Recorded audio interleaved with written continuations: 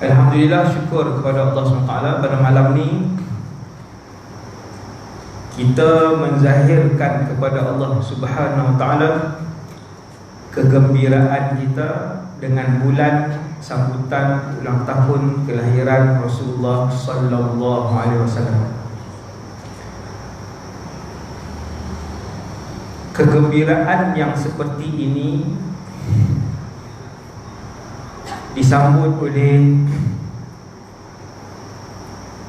semua umat Nabi sallallahu alaihi wasallam selama lebih kurang 1000 tahun, seperti yang disebutkan oleh Al-Imam Al-Qastallani, yang menyebutkan bahawa senantiasa aku melihat pada setiap kurun dicatatkan bahawa umat Nabi SAW mereka bergembira dengan kedatangan bulan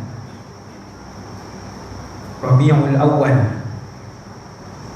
Umat Nabi Muhammad 1500 tahun.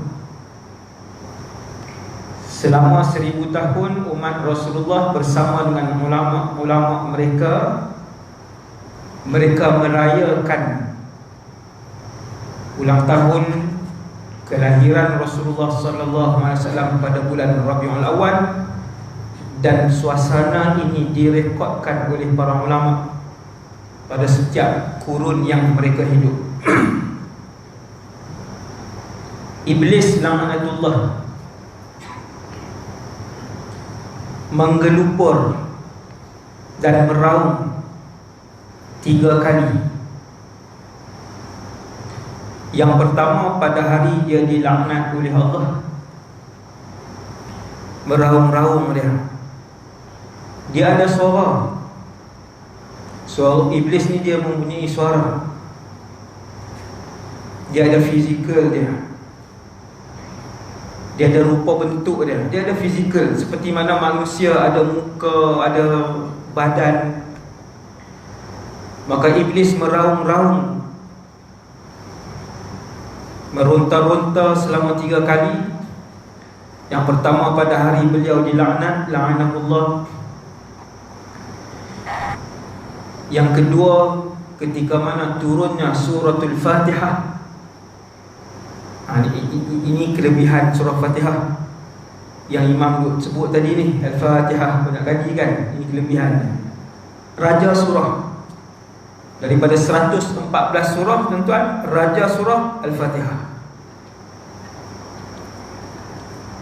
Sahabat dulu zaman Nabi masih hidup, ada seorang ketua kabilah kena sengat binatang berbisa. Ketua kabilah kena sengat.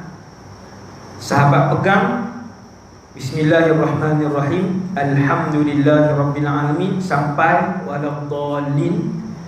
Sahabat tu angkat tangan, seperti bisa itu ikut di tangan sahabat tadi. Fatihah. Pada hari diturunkan Fatihah, ketika itu iblis meraung. Dan keadaan ketiga, kata Rasulullah sallallahu alaihi wasallam, iblis menangis sekuat-kuatnya dan meraung pada hari kelahiran Rasulullah sallallahu alaihi wasallam. Iblis benci pada hari kelahiran Nabi. Iblis tak suka dengan hari kelahiran Nabi. Dan kita umat Nabi sallallahu alaihi wasallam, kita gembira dengan kelahiran Rasulullah sallallahu alaihi wasallam. Kata para ulama ahli sunnah, umat Nabi Muhammad menyambut dan menzahirkan kepada Allah kegembiraan ini pada bulan Rabiul Awal, kerana pada bulan itu Muhammad sallallahu alaihi wasallam dilahirkan. Tiba-tiba yang peliknya, ada satu kumpulan bila kita sambut maulid, dia kata bid'ah. Ini hati-hati dengan kumpulan ni, tuan. Kalau ada, halau, jangan bagi masuk masjid, tuan-tuan. Sebab dia dekat-dekat nak sama dengan hak menjerit tadi ni. Kita sambut maulid, kita baca zikir, kita baca selawat, kita baca sirah, dia kata bid'ah, haram. Hati-hati dengan kumpulan ni, makin banyak di Malaysia ni. Bid'ah, haram, syirik. Hasbunallah wa ni'mal wakil. Alhamdulillah, yang kedua, kita jadi umat Nabi Muhammad sallallahu alaihi wasallam. Dalam masjid malam ni, walaupun tak ikut SOP ni, duduk dekat. Ni kalau kena tangkap, saya serah kat YB lah. Ada 2 orang YB. Lebar tanggung lah. Seorang 5,000 kan 10. Tak ramai ni dalam 500. Kami balik dah, balik Kedah, selamat dah. Ni live ni. Okey. Tuan-tuan sekalian, kita umat Nabi sallallahu alaihi wasallam.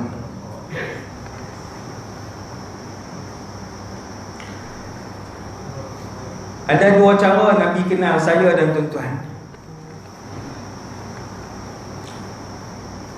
Di mahsyar akan berhimpun ramai orang. Hari ini saja manusia ada 7 bilion, nak dekat 8. Saya tengok yang terbaru 7.7. Nak dekat 8 bilion manusia. Di Malaysia ada 30 juta. Nak pi ke 1 bilion, dia kena cukup 1000 juta baru sebilion. Hari ini ada 7 bilion. 7 bilion baru yang hidup hari ini. Belum lagi 100 tahun lepas, 200 tahun lepas, 300 tahun lepas, tak masuk lagi. 7 bilion ini kalau berdiri di semenanjung Malaysia ni tak cukup tanah. Diri saja, bukan buat rumah. Saya nak bagi tuan-tuan nampak ni. Nak bagi tuan-tuan nampak mahsyar. Saya pun tak nampak, tapi kita baca hadis je. 7 bilion ni kalau berdiri saja di semenanjung ni tak cukup, tak muat. Kalau semua daripada Nabi Adam sampai kiamat berdiri, luas. Ya Rasulullah, macam mana nak kenal umat kamu? Antara tanda nak kenal, Nabi kata, aku kenal umat aku kerana hanya umat aku. Wajah mereka bercahaya, ataupun Nabi sebut anggota wuduk mereka bercahaya di padang mahsyar. Hanya umat aku. Saya nak tanya tuan-tuan, umat lain ada solat tak? Ada. Umat dulu-dulu ada solat tak? Ada. Umat dulu-dulu ada puasa tak? Ada. Umat yang terdahulu haram tak ke atas mereka berzina? Haram. Sama. Tetapi umat siapakah di padang mahsyar nanti yang wajah anggota wuduk mereka bercahaya? Kata Rasulullah, umat aku sahaja. Daripada situ Nabi kenal. Malam ni tak ada siapa muka cahaya. Hak putih ada lah. Itu putih kulit dia. Allah bagi pinjam hak tu. Allah bagi pinjam. Dia tubuh kita ni Allah dah sedia dah berapa ratus bilion. Allah ambil satu, buh kat kita. Yang gemuk, yang kurus, yang hitam, yang putih, yang tinggi, yang rendah, bangsa Melayu, bangsa Cina, yang tu Tuhan tak kira, Tuhan tak tanya. Yang tu aku bagi pinjam je untuk aku letakkan roh. Kerana yang Allah akan lihat adalah roh itu. Sebab tu bila mati, tubuh ni hang yang di Pertuan Agong ke, hang YB ke, hang Menteri Besar ke, kami simpan bawah tanah. Kami tak bawa, kami tak muliakan dah, jam pun kami tak bubuh dah. Sebab tubuh ni Allah Ta'ala nak beritahu kat saya dan kita semua, aku bagi pinjam. Jangan bangga dengan lusung pipit ada 3. Tak ada lebih 3. Jangan bangga dengan ketinggian kita, jangan bangga dengan hidung tinggi kita. Semua tu pinjam. Dan jangan sedih dengan kehodohan muka kita.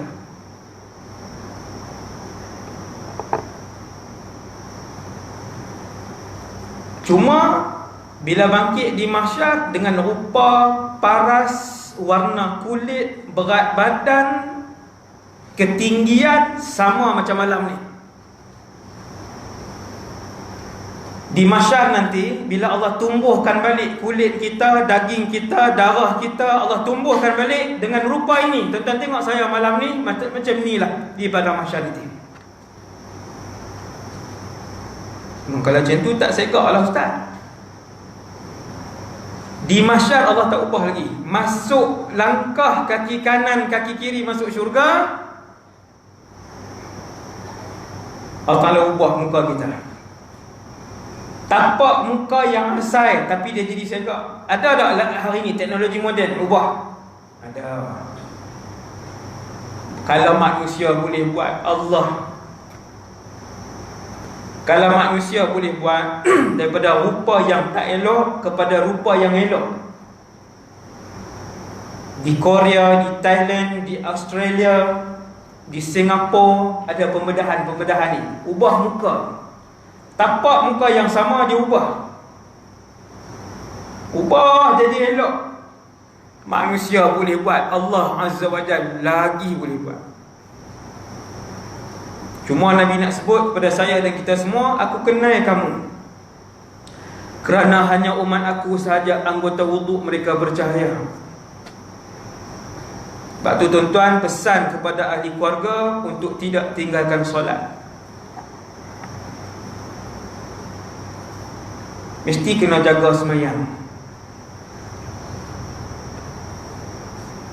Kalau yang ada anak 30 dah ustaz, tak semayang dah ustaz.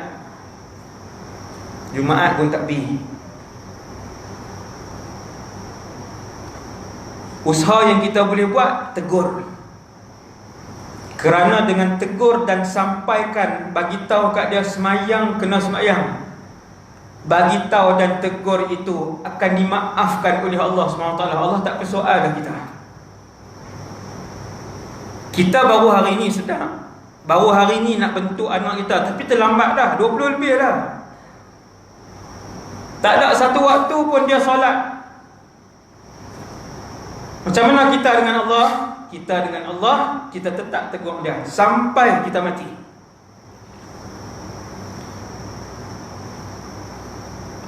Sebab dulu kita terlambat. Kalau yang belum terlambat, anak umur 7 tahun bawa mai ke masjid. Ayah dengan mak kalau semayang, anak 3 tahun, dia akan tahu tikam sejadah, dia akan tahu berdiri menghadap kiblat, dia akan tahu rokok dan sujud walaupun tak sempurna. 3 tahun. Tengok dia buat ni tangan. Lepas tu merata kali. Kali kot kali. Tapi pasal apa dia tahu buat macam ni? Sebab dia tengok mak dengan ayah dia. Tapi jangan main masjid ke? 7 bawa main masjid. Sampai 10 bawa main masjid. Rasulullah jamin takkan tinggal solat sampai dia mati. Takkan tinggal. Nabi jamin kan? Nabi jamin. Dan ini yang kita tengok dalam kehidupan kita. Ini yang saya dan tuan-tuan tengok dalam kehidupan kita. Sesiapa yang menjaga perilaku ibadah anak-anak mereka, tutup aurat, jaga semayang daripada 7 sampai 10, dia jaga tiap-tiap waktu, anak itu takkan lunturkan tudung dia walaupun ibu dia meninggal awal ataupun ayah dia meninggal awal. Dia takkan buang, dia takkan tanggalkan. Mendidik anak biarlah dari, Melayu pun ada sebut kan, ada cerita. Yang kedua, Nabi kenal kita sebagai umat Rasulullah sallallahu alaihi wasallam.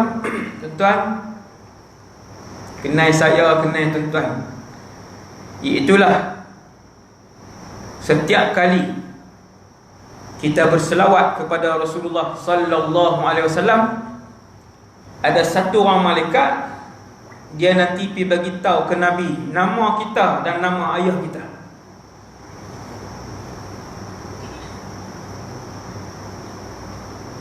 Malaikat ni, Allah wakilkan malaikat ini bagi tahu kepada Rasulullah nama orang yang berselawat beserta nama ayahnya sallallahu alaihi wasallam. Maulid buat tiap-tiap bulan, tak Rabiul Awal pun buat maulid. Tapi semayang tak main berjemaah di masjid, yang tu tertipu oleh syaitan. Ini kaedah saya beritahu. Rajin selawat, qasidah, usung gendang pergi merata. tepuk tangan ni, ridak belah sini, ridak belah sini, ridak. Semayang tak pergi berjemaah. Sunnah siapa? Tak main masjid, itu tertipu. Hati-hati, tertipu dengan syaitan. Cinta kita kepada selawat, kepada qasidah, kepada Rasulullah, mesti kita adalah orang yang paling rapat dengan sunnah Nabi sallallahu alaihi wasallam. Mesti yang paling rapat. Dia yang paling banyak maulid, dia yang paling banyak selawat, tasbihnya panjang. Tapi dia yang dukui isteri dia. Itu sunnah siapa? Kamu berselawat kepada siapa? Kata Sayyidatuna Aisyah, ma daraba Rasulullah imra'atan qat. 11 orang isteri, seorang pun, kata Sayyidatuna Aisyah, Nabi tak pernah sentuh, pukul. Ma daraba Rasulullah. 11 orang isteri, bukan 2 tau. 2 pun selera dah, 4 pun selera dah. Kata Sayyidatuna Aisyah, Nabi tak pernah sentuh kami, pukul kami. Wa ma rafa'a sautahu sallallahu alaihi wasallam, angkat suara pun tak pernah. Kita tiap-tiap minggu cerkah. Sunnah siapa? Kamu selawat banyak, selawat kepada siapa? Kamu ikut siapa? Rasul kamu bukan begitu. Kamu banyakkan selawat, Rasul kamu bukan begitu. Lebih utama daripada banyak selawat, ikut sunnah Nabi dan cara hidup Nabi sallallahu alaihi wasallam. Itu yang betul. Alaihi salatu wassalam. Manusia yang paling banyak Allah uji Rasulullah. Asyaddun nasi bala'an al-anbiya thumma al-amthal fal-amthal. Orang yang paling banyak Allah uji bukan saya, bukan tuan-tuan, Nabi. Banyak ujian Nabi. Tuan-tuan nak kenal Rasulullah, kena tengok sirah. Mesti kena dengar sirah. Baru kita tahu kenapa Allah sayang Nabi sallallahu alaihi wasallam. Nabi manusia biasa macam kita. Ada perasaan marah, ada perasaan sedih, ada perasaan gembira, ada perasaan jemu. Manusia sama. Nabi buang air kecil, Nabi buang air besar, Nabi ada kahak. Manusia biasa. Kalau Nabi berjalan jauh, Nabi letih, Nabi tak pernah terbang, kecuali dalam peristiwa Isra' wal Mi'raj. Saya nak beritahu kat tuan-tuan, Nabi manusia biasa. Tuan-tuan tak boleh. Saya dan kita, dulu saya kecil, saya kata Nabi tak apalah.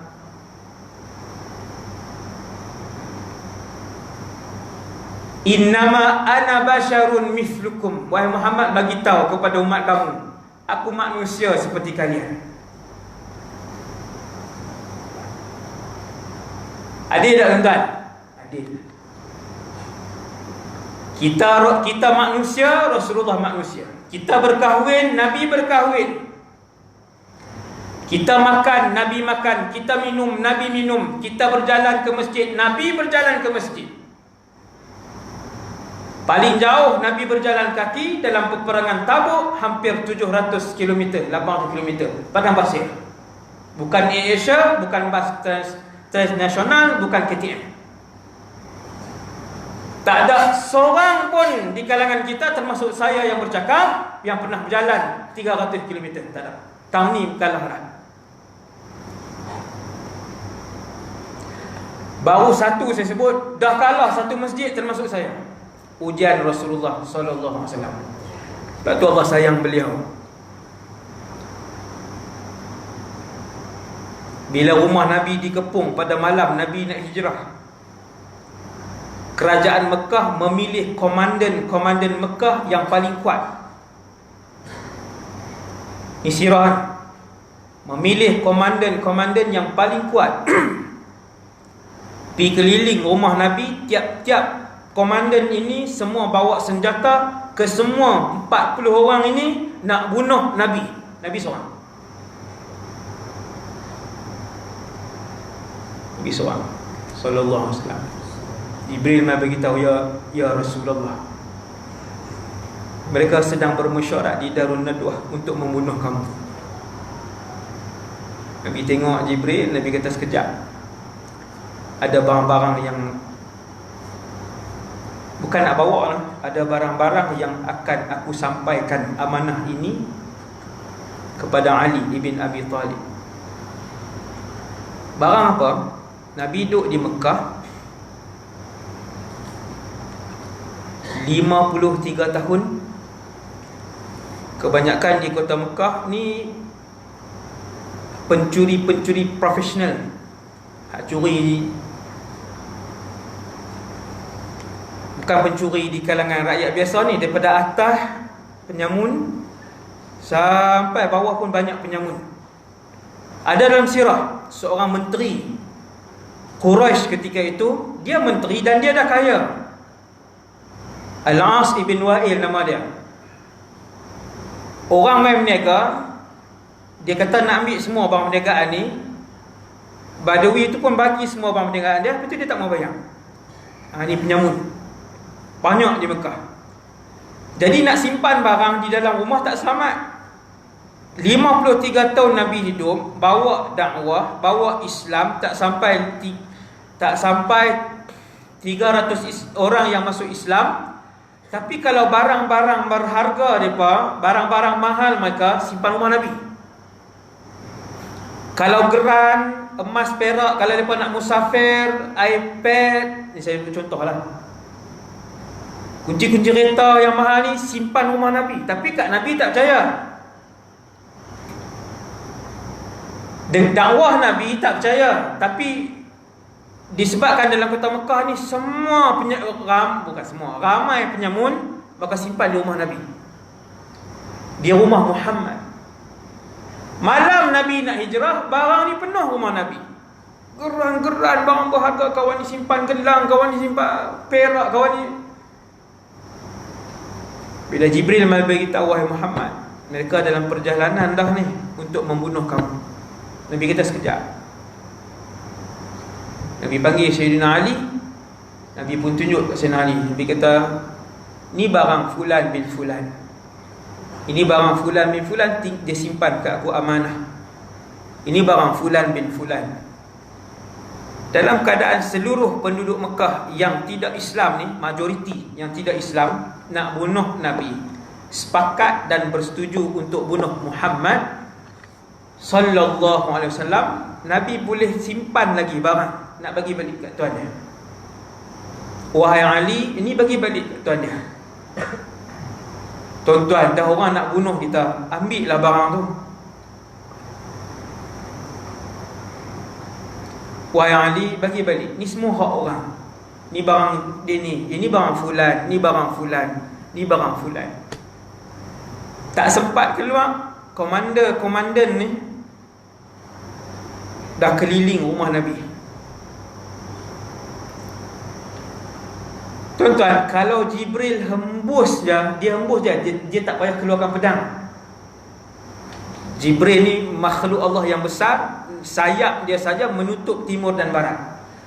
Kalau dia bersin, contohlah ni, 40 orang tu terpelanting ke Amerika Syarikat, dia tak payah keluarkan pedang, dia bersin je.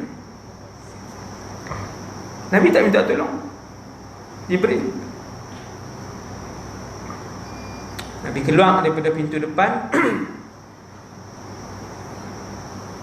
Bismillahirrahmanirrahim. Yasin wal Qur'anil Hakim, innaka laminal mursalin. Sampai ayat 8. Waja'alna min baini aydihim saddan, dan kami jadikan di antara depan mereka itu satu pelindung, tak nampak. Wa min khalfihim saddan, di belakang mereka pun kami tutup. Sampai ayat fa'aghshaynahum fahum la yubsirun, dan mereka tidak nampak. Nabi buka pintu, Nabi keluar. Pembunuh upahan Nabi, assassin. Ni bukan diambil orang-orang biasa. Yang dipilih ni semua panglima-panglima kabilah. Semua duk pegang pedang, duk pegang tombak, duk macam tu. Nabi lalu. Seorang-seorang Nabi tengok muka orang yang nak bunuh dia. Tuan-tuan nak buat apa tuan-tuan? Kawan tu berlawan dengan kita. Berlawan-berlawan, dia terpijak longkang, jatuh. Tadi ni duk berlawan ni, baru tak ada nak bubuh, buah pertama tak ada lagi, dia jatuh. Takkan kita nak kata hulurkan tangan, mai nak angkat. Dia berlawan, bertumbuk dengan kita, bergaduh, dia jatuh, kita nak suar tangan kat dia. Itulah Rasulullah sallallahu alaihi wasallam, raja akhlak.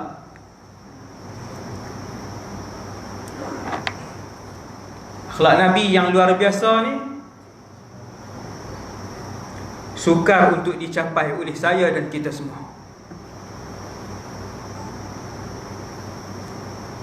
Tapi Allah Subhanahu wa taala arahkan, laqad kana lakum fi rasulillahi uswatun hasanah. Allah pesan kat kita dalam Quran, mesti kena tiru Rasulullah. Nak capai 100 markah macam Nabi, saya yang bercakap tak mampu, kita semua tak mampu. Tetapi ke arah itu insya-Allah, usaha dan berazam untuk seperti Nabi sallallahu alaihi wasallam. Peristiwa hijrah tuan-tuan, peristiwa hijrah, Nabi tengok orang yang nak bunuh dia. Bila Nabi keluar daripada rumah tu, Nabi tengok seorang-seorang. Seorang pun tidak disentuh oleh Nabi SAW. Nabi hanya ambil pasir, Nabi hanya taburkan di atas kepala muka pasir sikit je. Nabi nak bagi tahu, tadi Muhammad lalu di depan kalian, lelaki yang kalian nak bunuh tadi. Tetapi tidak seorang pun di kalangan kalian yang disentuh oleh Muhammad sallallahu alaihi wasallam. Tak ada siapa sentuh.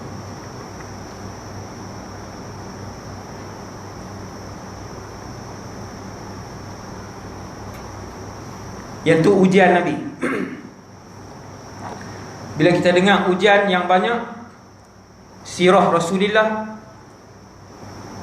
tuan-tuan boleh senarai 1000 ujian Nabi sallallahu alaihi wasallam.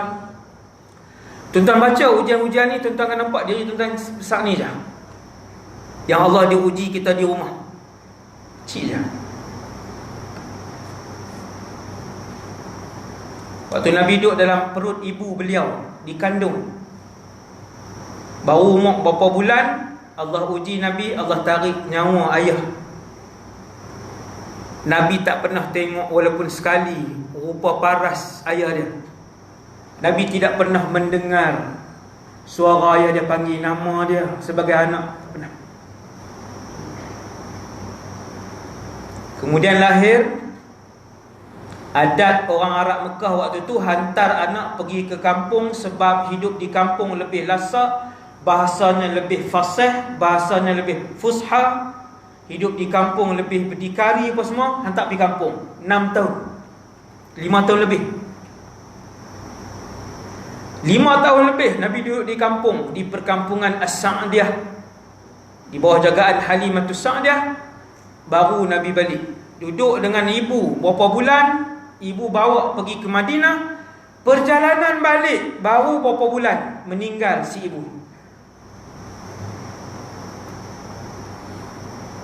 Siapa yang Allah uji begitu? Kita ni.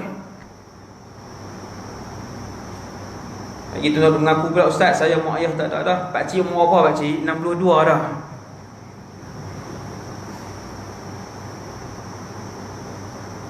Sallallahu alaihi wasallam. Kahwin, Allah bagi anak ke Nabi, 3 lelaki 4 perempuan. 7 orang tuan-tuan anak Rasulullah. 6 Allah ambil waktu Nabi masih hidup. Angkat tangan siapa yang Allah uji. Macam tu. Baru kita perasan malam ni kenapa Allah mengasihi Rasulullah sallallahu alaihi wasallam. Allah bagi ke Nabi anak 7 anak. Tuan-tuan, kita manusia biasa pun sayang anak. Kita manusia biasa, tengok anak kita jatuh berdarah, dia menangis, kita menangis, air mata kita turun. Orang yang tinggi kasih, hati keras ni dia tak heran. Orang yang tinggi kasih ke anak ni, anak dia jatuh, luka, anak dia menangis, dia menangis. Itu kita manusia biasa. Rasulullah 7 orang anak Nabi, 6 Allah ambil ketika Nabi masih hidup, tinggal Fatimah sallallahu alaihi wasallam. Anak lelaki sulung Nabi nama Qasim, meninggal umur setahun lebih enggak, dekat 2 tahun. Pandai senyum lagi, pandai senyum dah, setahun lebih dah pandai senyum, pandai berjalan, dah pandai ikut. Tuan-tuan bayang Rasulullah dengan anak. Allah tengok Nabi yang sedang menyayangi anak beliau. Ayah, Nabi manusia biasa. Kita boleh faham macam mana tinggi kasih kita, rindu kita ke anak. 3 hari keluar, teringat anak, telefon dengan seorang anak, cik dia buat apa, cik akan, cik makan apa? Orang Kedah lah, tuan-tuan dah panggil ceramah orang Kedah. Cik makan apa? Kak cik, teringat baru 3 hari. Setahun lebih Allah bagi Nabi tengok anak, Allah bagi Nabi main dengan anak, Allah bagi Nabi mengasuh anak dia, dukung anak dia, bawa anak dia berjalan. Allah ambil nyawa Qasim. Kata para sahabat, kami melihat Rasulullah menangis seperti anak kecil. Dia manusia. 6 orang Allah ambil. Subhanallah. Kita seorang pun Tuhan tak uji lagi. 6 depan mata Nabi. Ada yang kecil, ada yang dewasa. Orang tanya Rasulullah, bergoyang-goyang tubuh Nabi bila pegang jenazah. Nabi tak meraung, tapi manusia biasa bila dia menangis pun bergoyang tubuh badan dia. Basah janggut Nabi. Allah uji, bukan seorang, 3 lelaki. Al-Qasim meninggal yang pertama, lepas tu Nabi dapat Abdullah, pun Allah ambil umur 2 tahun lebih. Kemudian Allah bagi Ibrahim kat Rasulullah anak, pun Allah ambil. Sahabat tanya, ya Rasulullah, kuat tangisan kamu? Nabi SAW kata, tangisan ini rahmat. Nabi nak bagi tahu kat saya dan kita semua, Nabi manusia. Tapi tiap-tiap kali Allah uji, Nabi lulus. Nabi tak ada kencing manis, Ustaz, kami ni sampai mata tak nampak. Kencing manis kuat. Ubat segenggam Ustaz. Nabi tak apalah, sihat. Tuan-tuan, Nabi pernah diracun. Diracun yang dipanggil summusa, racun seminit. Tuan-tuan sedut seminit mati.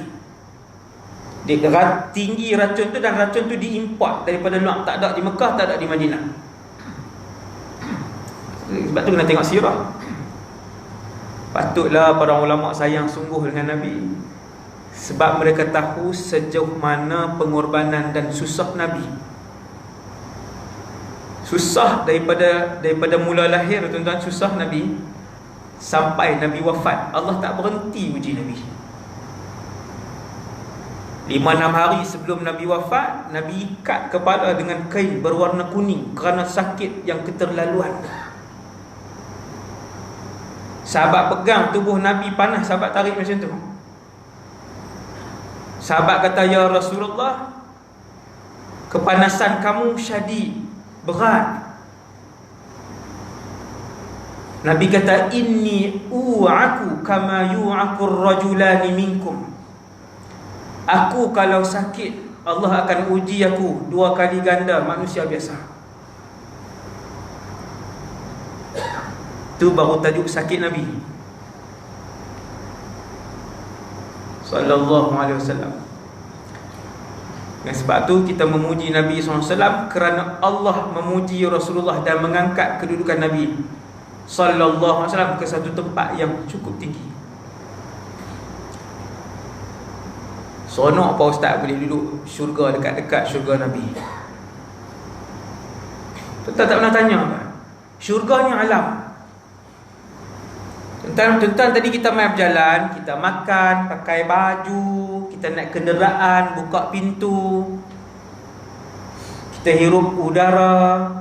Macam mana kehidupan dunia tuan-tuan, begitulah praktikalnya kehidupan akhirat dalam syurga. Kita akan ada mata dalam syurga, kita boleh melihat, kita bernafas, ada makan, ada nafsu.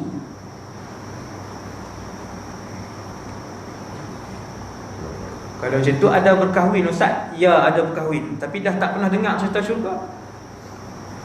Kalau berkahwin boleh anak ustaz? Ya, boleh anak dalam syurga. Oh, patut kami tengok para ulama, ada yang tidak berkahwin, ada yang tak punya anak, dia tak risau ustaz, dia tak nak sedih, nak tension. Ya.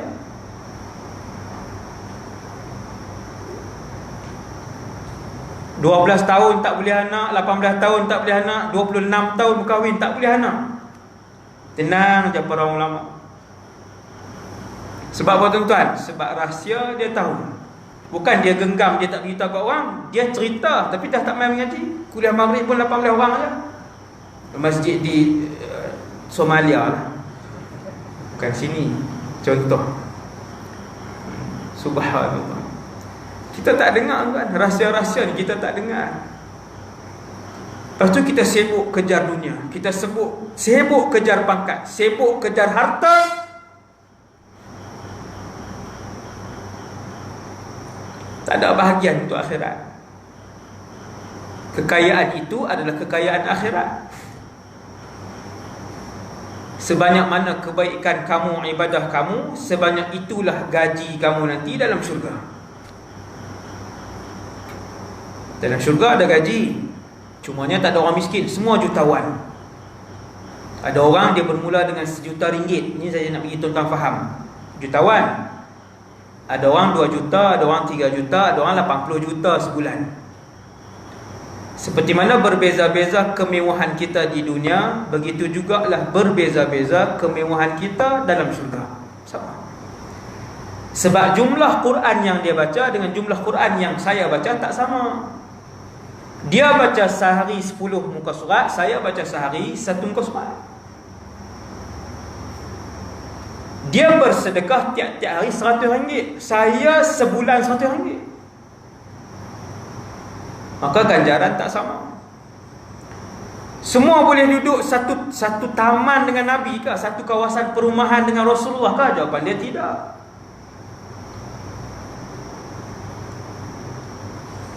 Orang yang hebat, orang yang hebat ialah apabila dia banyak diuji oleh Allah SWT dan kemudian dia lulus ke semua ujian tersebut. Semua orang dalam masjid ni Allah akan uji mengikut kemampuan diri dia. Tuhan takkan bagi kuota ujian yang lebih. La yukallifullahu nafsan illa wus'aha. Ikut kemampuan. Itu maksud illa wus'aha. Maka bertenanglah wahai umat Rasulullah sekalian. Allah takkan bagi ujian kecuali mengikut kapasiti kemampuan kita. Kita je berasa besar sebab kita tak dengar ujian orang lain. Ada orang Allah uji lumpuh sepenuh badan 26 tahun.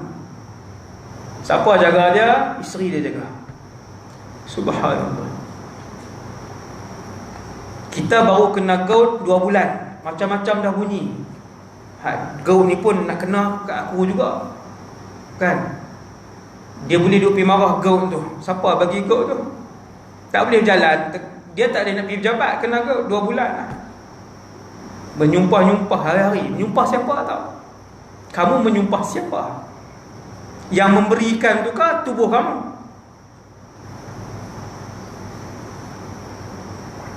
Sebab tu habis maulid, antara kerja rumah kita ialah mendengar sirah Rasulullah sallallahu alaihi wasallam. Yang terakhir tuan untuk malam ni, saya tengok tak ada siapa ubah kaki ni. Saya duduk tunggu kalau ubah macam kaki saya nak berhenti. Maksudnya lenguh lah. Saya tak buat duduk tani selesa. Kisah yang terakhir ni kisah Rasulullah lah.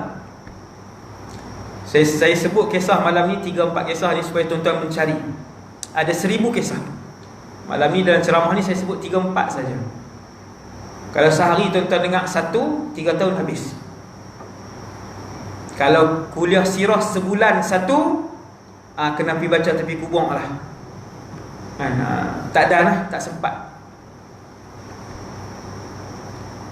Kisah yang terakhir ni, Nabi jalan. Tengah hari tadi saya tazkirah pun kisah ni juga, kan, kisah yang sama. Sebab petang tadi saya tak ada nak baca pun. Mereka bawa pergi ronda banyak kampung. Kampung Gagu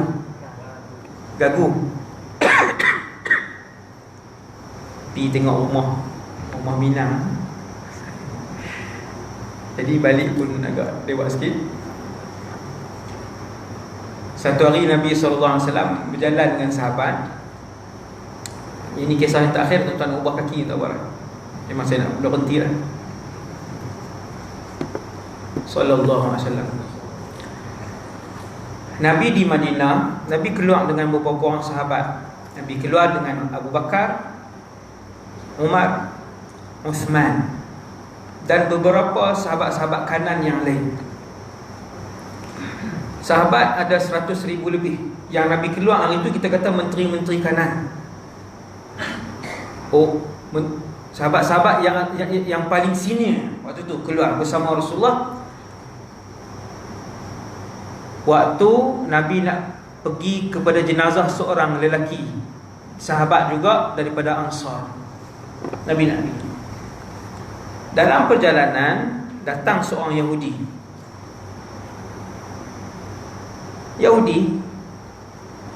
Satu bangsa yang paling banyak membunuh para rasul. Lebih 10 rasul yang mereka bunuh, 10 Nabi yang mereka bunuh, bangsa Yahudi.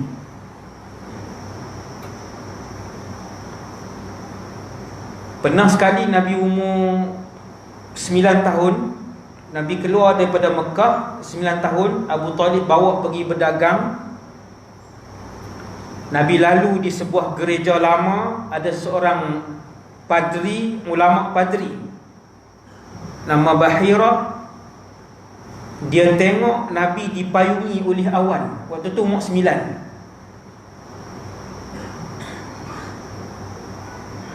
Bila rombongan yang ada Rasulullah dalam tu umur 9 lah, bayi kanak-kanak ni, sampai dia pun panggil masuk.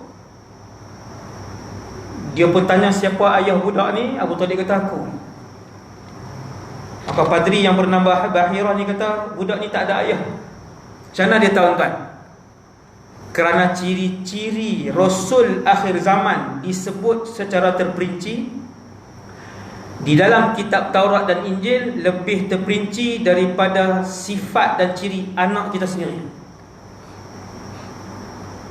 Sebab tu bila padri ni, dia tahu sifat Nabi akhir zaman yang kalau berjalan, kadang-kala Allah akan memayungkan Nabi dengan awan. Padri ni pi tengok kanak-kanak yang bernama Muhammad ni. Dia pi tengok di belakang ada khatamun nubuwah di belakang Nabi. Ada daging lebih yang dipanggil khatamun nubuwah. Abu Talib, padri itu tanya siapa ayah budak ni. Abu Talib kata saya. Padri itu kata makana yang bagi lahu abun. Anak ni tak sepatutnya mempunyai ayah, kerana disebut dalam Taurat dan Injil Rasul akhir zaman itu yatim. Padri itu kata bawa balik dia segera. Jangan sampai orang Yahudi tangkap dia, nescaya mereka akan bunuh dia kalau mereka tahu dia Nabi. Yahudi, jahatnya Yahudi daripada dulu tak? Daripada dulu sampailah sebelum Rasulullah, sampai zaman Nabi, sampai satu Yahudi ni, dia keluar. Nabi dalam perjalanan tadi, Nabi dalam perjalanan bukan seorang diri. Ketika itu Rasulullah Perdana Menteri Madinah. Dia juga adalah penghulu segala makhluk yang ada di atas muka bumi. Allah ni Sayyidul Awwalin wal Akhirin, Nabi, kekasih Allah Azza wa Jalla. Yahudi ni sekat tengah jalan, dia cekak Nabi SAW, dia cekak di sini. Yahudi ni dia yang cerita peristiwa ni. Dia kata, aku cekak Muhammad biwajhin ghalidh, dengan rupa aku yang bengis. Di hadapan sahabat-sahabat kanan Nabi, dia tarik muka Nabi dekat-dekat. Dia kata, kamu wahai Muhammad, dengan semua keturunan kamu, jenis yang lambat bayar hutang. Oi, sedap ni.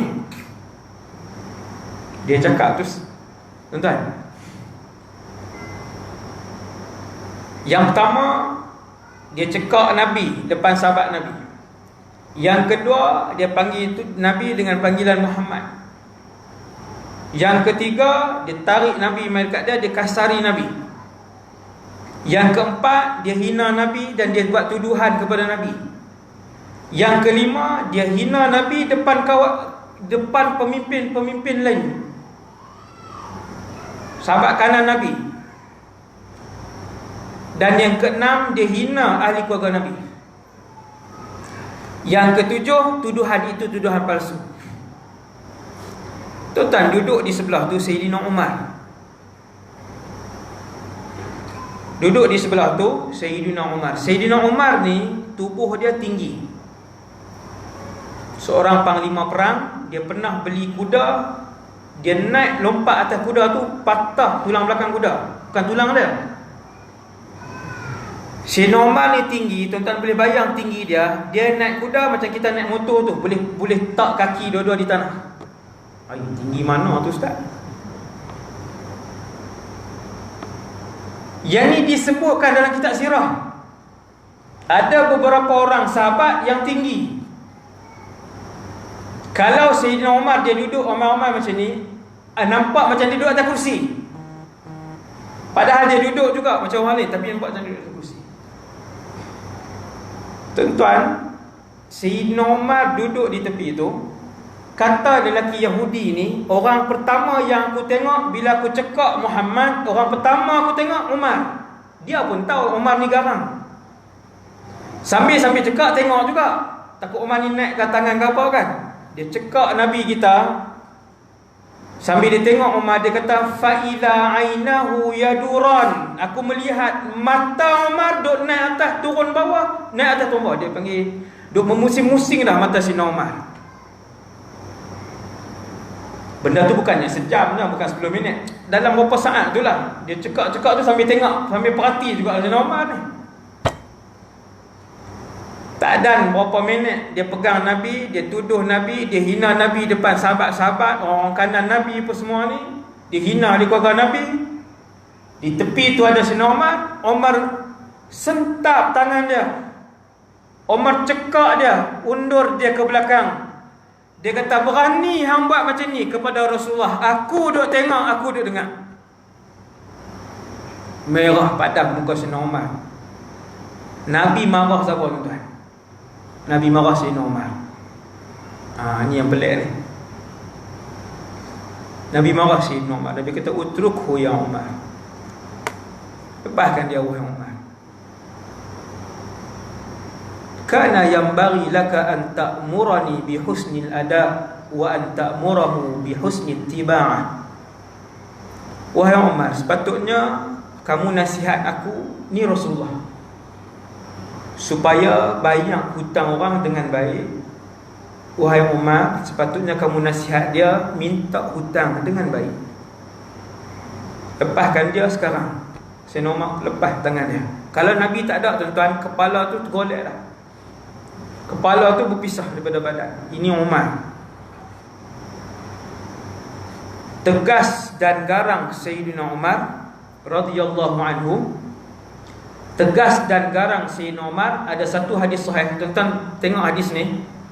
Nabi sebut tentang garang Sayyidina Umar. Bukan sahaja manusia takut. Nabi kata, wahai Umar, tak ada lorong yang kamu lalu kecuali syaitan akan lalu lorong lain sebab tengok kamu lalu lorong tu. Hadis ni sahih. Kita jalan mana yang kita guna, semua syaitan ikut jalan tu. Syaitannya kita. Ni sebahagian orang, dia lagi pakar daripada syaitan sebagai manusia. Ada tuan, ada. Minal jinnati wan nas. Syaitan di kalangan jin, syaitan di kalangan manusia. Hasbunallah wa ni'mal wakil. Bila Nabi tegur Sayyidina Umar, Nabi kata, lepaskan dia wahai Umar. Sepatutnya tegur aku macam ni, tegur dia begitu. Kemudian Nabi kata, wahai Umar, sekarang kamu pergi ambil, aku hutang Yahudi ni sekian-sekian banyak. Tuan-tuan, rupa-rupanya memang Nabi hutang. Wahai Umar, pergi ambil, aku hutang dengan Yahudi ni, kita buat contoh, 20 kilo buah kurma. Nabi kata kat Sayyidina Umar, Nabi panggil dia, Nabi kata, dan kamu tambah lagi 20 kilo sebab kamu kasari dia. Geram tak kawan ni? Tak boleh lah, no? Nampak Yahudi ni besar kecil je. Dah lah Nabi salah dia, Nabi suruh lepas, Nabi suruh tambah pula lagi. Sayyidina Umar pun dalam keadaan taat kepada Rasulullah sallallahu alaihi wasallam, pergi. Dia bawa Yahudi tadi pergi. Dia pun ambil 20 kilo yang Nabi hutang tadi. Kemudian dia tambah 20 kilo. Yahudi itu tanya, wahai Umar, dia tak dengar tadi Nabi arah. Yahudi itu tak dengar. Wahai Umar, ma hadhihi ziyadah? Ni hak lebih ni apa? Ma hadhihi ziyadah? Wahai Umar, ni lebih ni apa? Yang lebih ni Nabi suruh bagi kat kamu, maka nama ru'tuka, sebab ganti aku mengasari kamu. Yahudi ni tanya, ya Umar, ala ta'rifuni? Kamu tak kenal ke aku? Sayyidina Umar kata, tak. Ana Zaid bin Sa'nah. Aku Zaid ibn Sa'nah. Umar pun tanya, dia pernah dengar nama tu. Umar pun kata kat dia, Al-Habru. Al-Habru ni maksudnya ulama besar Yahudi. Maksudnya senarai nama ulama besar Yahudi ni, beberapa orang ketua-ketua ulama Yahudi ni ada, Umar pernah dengar. Dia tak pernah berjumpa depan mata dia. Rupanya yang duduk di depan dia ni Zaid bin Sa'nah, salah seorang ulama besar Yahudi. Sebab tu Umar kata Al-Habru. Dia kata, na'am, Al-Habru. Ya, aku Al-Habru. Umar tanya dia, kenapa kamu buat Nabi kami macam ni? Dengan biadab kamu, dengan tipu kamu. Wahai Umar, memang Muhammad berhutang, tetapi sebenarnya tempoh untuk bayar tak sampai lagi pun. Tuan-tuan, Nabi tak sebut tadi depan sahabat sallallahu alaihi wasallam. Apa salahnya Nabi sebut waktu tu? Nak bela diri dia, nak bersihkan diri dia. Nabi tak sebut. Nabi kata, wahai Umar, memang dia berhutang, tetapi belum sampai tempoh untuk bayar. Ada lagi 2 atau 3 hari. Aku buat kepada Nabi kamu, wahai Umar, sebab aku telah melihat kesemua tanda-tanda kenabian pada diri Muhammad, kecuali 2 yang belum aku uji. Aku dah melihat semua tanda-tanda kenabian, ada 2 saja yang belum aku uji. Yang pertama, kelembutan Rasul akhir zaman melebihi kekasarannya. Satu, yang tu aku tak pernah tengok. Dan yang kedua, kata ulama besar Yahudi ni, kami baca di dalam Taurat dan Injil, Nabi akhir zaman itu, semakin banyak kamu mengasari dia, semakin banyak kelembutan yang kamu akan tengok daripada dia. Sallallahu alaihi wasallam. Maka kata Yahudi tadi, wahai Umar, aku dah tengok 2 tanda yang berbaki itu, maka hari ini raditu billahi rabba wa bil islami dina wa bi Muhammadin rasulah. Dia pun pergi ke Nabi, dia pun sebut asyhadu an la ilaha illallah wa asyhadu annaka rasulullah. Masuk Islam dia. Itu bayaran sebuah akhlak yang tidak dapat diterima akal manusia kita pada hari ini. Itu bayarannya. Yahudi yang begitu jahat, yang begitu penuh dengan kelicikan, mereka boleh masuk Islam dengan akhlak Nabi sallallahu alaihi wasallam. Jadi sekadar tu dulu untuk malam ni.